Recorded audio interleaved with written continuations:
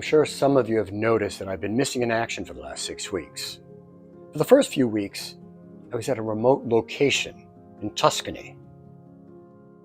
In the last few weeks, I was recuperating, taking care of my body, my mind, and my spirit from the toll that my activities took at this monastery. So what is it I did?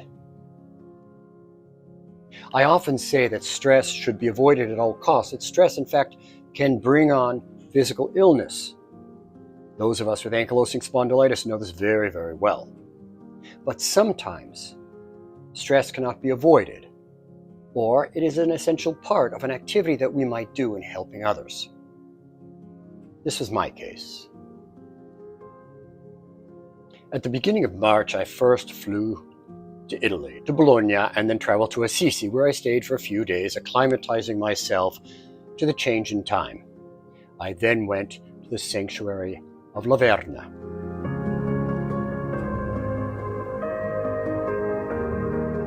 A very sacred sanctuary for Franciscans.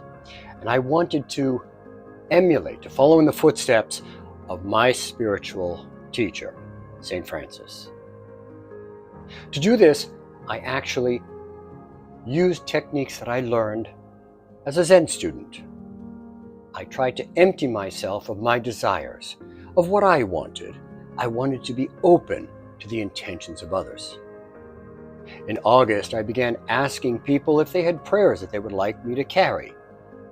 And I put these prayers in a little book, and then later on, I just carried them in my pocket. And I kept this on me at all times. It's full of prayers and intentions of many, many people. And this book is quite sacred to me. Every day I would wake up, and after doing the divine office, I would go in solitude. And in silence, I would take the time to once again meditate, empty myself, and then one by one, pray each and every one of these intentions. I wanted to act for each and every person. Now, this is a very interesting thing.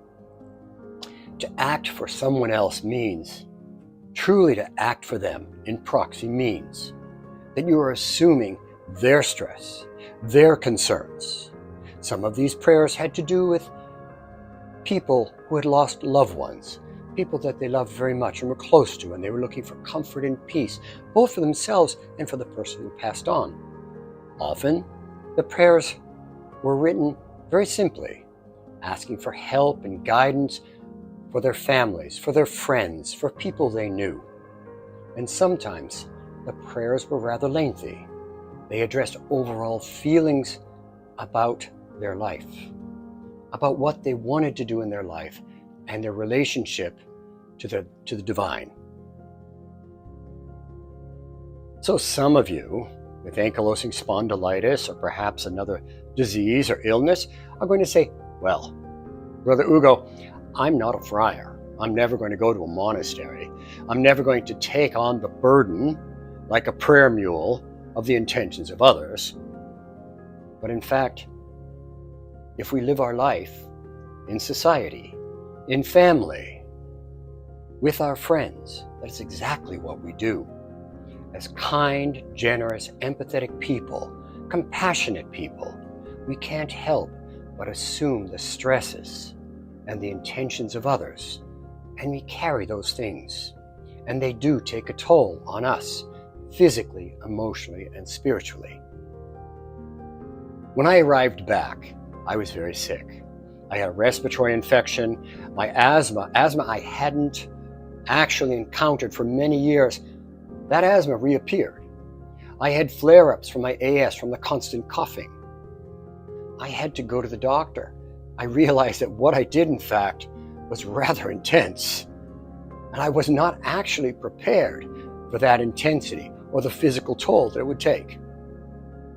Well, my friends, this is exactly what happens to us in our lives. If we have a child that's having difficulty, our concerns for them, our love for them, our compassion for them causes us to take on those burdens, causes us to take on their stress, and we carry them for a while along with them. This actually takes a toll on us, it takes a toll on our physical selves. And the reason why I'm doing this video is to encourage you to take the time. Stress not only comes from external places unrelated to ourselves, it comes from places, from people that are very close to us, that we love, for whom we feel compassion and empathy. This is called spiritual living. And if we live correctly, we need to understand that after a period of intense stress, helping someone else, we need to rest. We need to make sure physically we're okay. We need to check ourselves emotionally. We need to check ourselves spiritually. We need silence and healing. My days at the sanctuary passed very quickly. Every morning I would wake up early and I would take part in what's called the Divine Office, readings and prayers with the Franciscan friars, and then I would locate a place of solitude somewhere on the sanctuary grounds. Often these places were very sacred, places where St. Francis or St. Anthony used for prayer and for contemplation. I was so very thankful that at least these places, out in the cold, had protection, had an overhang, or were in a cave where I would not get rained on or even get snowed on. Because one of the marks of true spirituality is kindness and generosity, we will in fact experience stress. That is life. But we also can build in times of healing to deal with that stress.